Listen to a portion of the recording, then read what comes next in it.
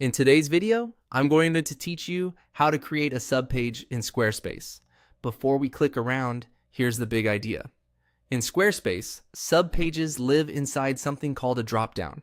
Think of a dropdown as a folder in your main menu. When you add pages inside that folder, they become subpages that appear when visitors hover or tap the menu item. With that in mind, let's build it together. Start by opening your site editor and from the left-hand sidebar, click on Website. This takes you into the area where you manage your site's structure and content. From there, choose Pages. The Pages panel is where your navigation and all your site's content live, so we'll do the setup here. In the main navigation section at the top, look for the plus icon and click it. This is how you add something new to your main menu. When the menu of options appears, select Dropdown.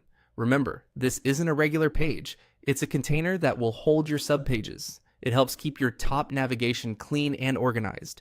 You'll be prompted to name the dropdown. Type a clear, concise title that tells visitors what they'll find inside. Something like Services, Resources, or About Us. Don't overthink it. You can always rename it later if your wording changes as the site evolves. Short, intuitive names tend to work best on small screens and keep your menu from feeling cluttered. With the dropdown created, it's time to add your first subpage. Inside the new dropdown, click Add Page. This places the page directly within the folder so it appears as a subpage under your menu item. When the page type options appear, choose Add Blank. This gives you a clean slate to design exactly what you need later on, whether that's text, images, or sections. If you want more than one subpage, simply repeat that same Add Page step and choose Add Blank again for each additional subpage you need. A couple of quick tips as you build. Naming your subpages clearly, like pricing, portfolio, or FAQs, helps visitors scan and understand your site immediately. Keep titles short to avoid wrapping on mobile devices.